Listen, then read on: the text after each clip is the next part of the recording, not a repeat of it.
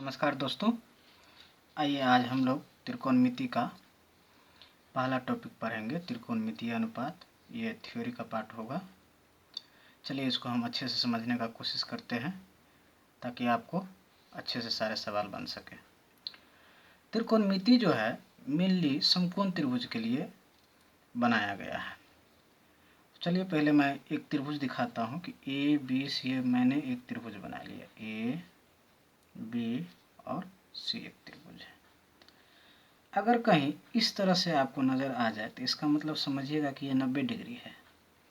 अगर दे दे तो आपको तो पता ही है, दे दिया तो पता चलिए गया। इस कोण के सामने वाली भुजा जो होती है, समकोण त्रिभुज के सामने वाली जो भुजा होती है, 90 डिग्री को समकोण कहते हैं। समकोण के सामने के वाली जो भुजा हो गई वो कर्ण कहलाता है।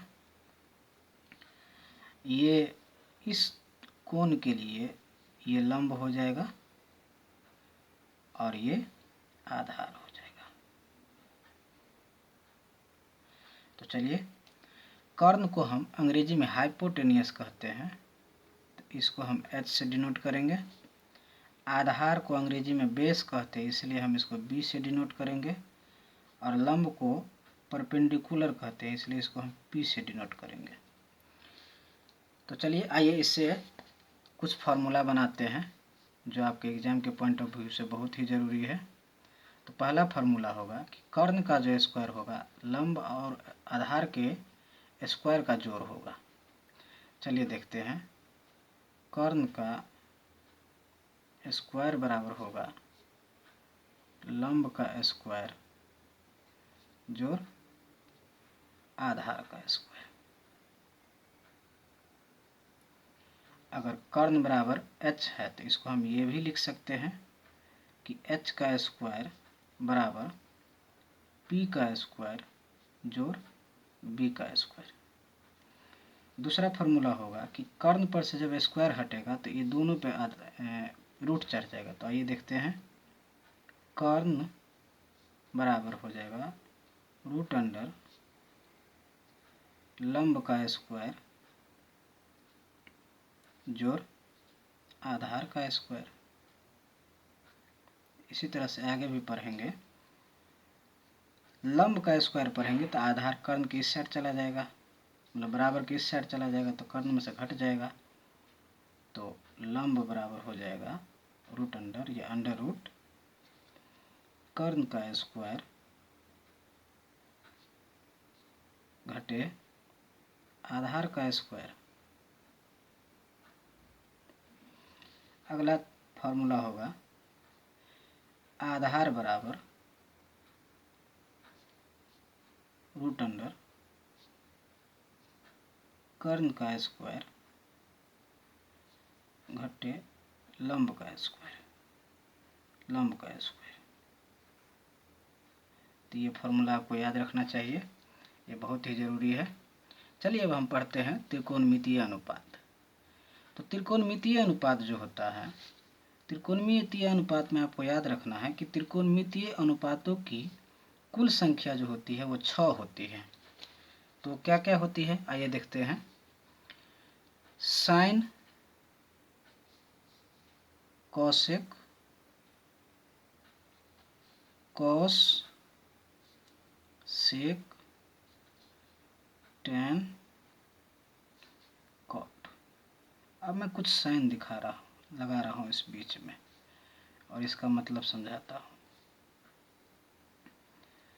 साइन का उल्टा कोसेक होगा, कोसेक का उल्टा साइन होगा, कॉस का उल्टा सेक होगा, सेक का उल्टा कॉस होगा, टैन का उल्टा कॉट होगा, कॉट का उल्टा टैन होगा। इसलिए मैंने ये साइन लगाया था कि अगर कहीं साइन दिया है और उसका उल्टा पूछ लिया तो कहिएगा कोसेक होगा, कोसेक दे दिया और उसका उल्टा पूछेगा क्या होगा तो कहिएगा साइन होगा। आइए अब देखते हैं कि इसको लिखेंगे कैसे। चलिए दिखाते हैं कि लिखने का तरीका क्या है। तो लिखने का तरीका हम सीखेंगे क्योंकि बहुत ज़रूरी है ये सब जानना। तो देखिए लिखने का तरीका, आप एक ऑप्शन हेडिंग दे दीजिए कि लिखने का तरीका। अगर कहीं लिखा है साइन थीटा, थीटा के लिए, तो उसका उल्टा हो जाएगा 1/कोसेक थीटा। अगर कहीं लिखा है कोसेक थीटा तो इसका उल्टा हो जाएगा 1/sin थीटा। अगर कहीं लिखा है cos थीटा तो इसका उल्टा हो जाएगा 1/sec थीटा। अगर कहीं लिखा है sec थीटा तो इसका उल्टा हो जाएगा 1/cos थीटा। अगर कहीं लिखा है tan थीटा तो इसका उल्टा हो जाएगा 1/cot थीटा। अगर कहीं लिखा है cot थीटा तो इसका उल्टा हो जाएगा 1/tan थीटा। याद रखिएगा, ये बहुत ही ज़रूरी है। कुछ और फार्मूला है, इसको भी देख लेते हैं।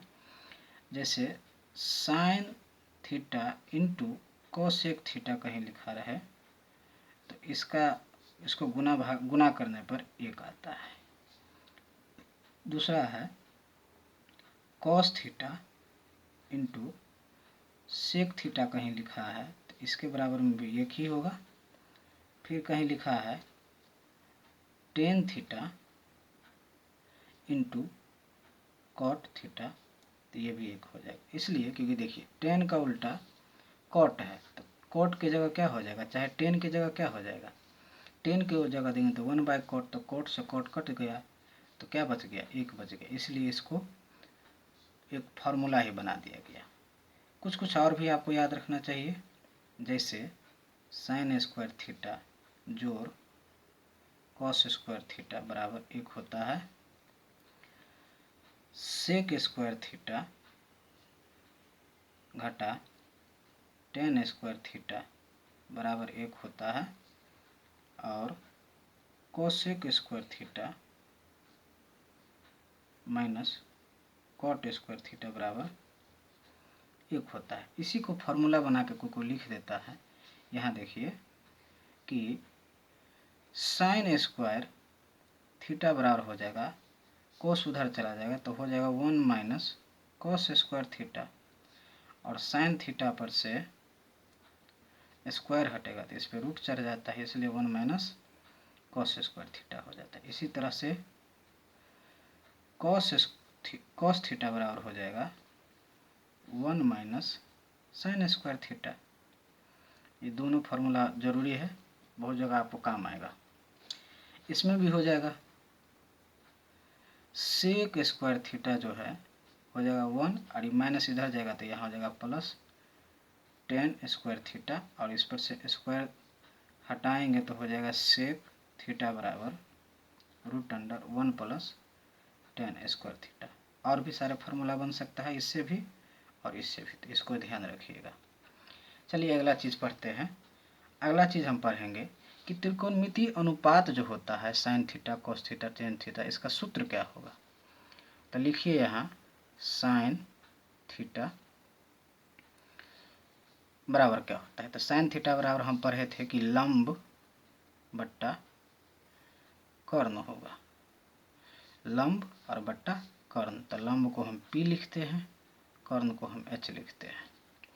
इसी तरह से कोसेक थीटा बराबर हो जाएगा आधार और बट्टा में कर्ण।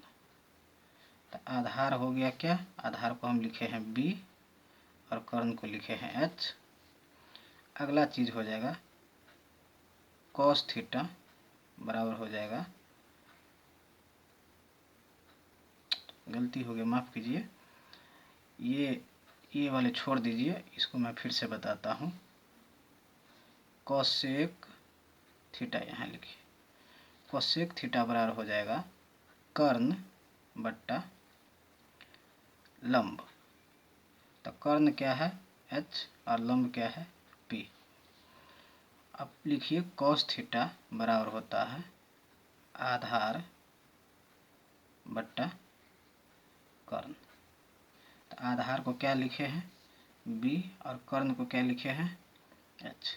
इसी तरह से सेक थीटा बराबर हो जाएगा कर्ण बट्टा आधार। तो आधार जो हो गया, कर्ण यहाँ हो गया H, आधार हो गया B। अब लिखेंगे टेन थीटा बराबर लंब बट्टा आधार। तो लंब बट्टा आधार, तो लंब है P, आधार को लिखे हैं B। कॉट थीटा बराबर हो जाएगा आधार बट्टा में लंब। तो आधार है B, लंब है P। तो देखा, साइन का उल्टा कोसेक, कोस का उल्टा सेक, टेन का उल्टा कॉट। एक दोनों ये फार्मूला जो है एक दूसरे का उल्टा है। अब देखिएगा ध्यान से तो आपको पता चल जाएगा। अगला चीज हम पढ़ेंगे, अगला टॉपिक, कि लंब, आधार और कर्ण कैसे मालूम करें। तो याद रखिएगा ये हमेशा 90 डिग्री होगा। अगर ऐसा भी है तो 90 डिग्री, अगर लिखा भी है तो है ही 90 डिग्री। और इसी को समकोण कहते हैं। तो इसके सामने की भुजा हमेशा क्या होगी, समकोण त्रिभुज के सामने की भुजा हमेशा कर्ण होगी। तो कर्ण हमेशा फिक्स होता है, याद रखिएगा। लेकिन लंब और आधार बदलते रहता है। कैसे बदलता है वो मैं आपको दिखाता हूँ। जैसे मान लीजिए ये कोण A है, ये B है और ये C है। अगर कहीं लिख दे कि साइन C बराबर, तो इसका मतलब हुआ कोण C के लिए मान पूछ रहा है। अगर कहीं पूछ दे साइन A, तो इसका मतलब हुआ इस कोण के लिए मान पूछ रहा है। तो इसका फॉर्मूला क्या होगा, लंब बट्टा कर्ण। और इसमें भी तो वही होगा, लंब बट्टा कर्ण, इसमें भी वही होगा। लेकिन देखिएगा दोनों जगह लंब बदल जाएगा। तो देखिए साइन C के लिए लेंगे, कोण C के लिए लेंगे, तो C के सामने वाली भुजा लंब होगी।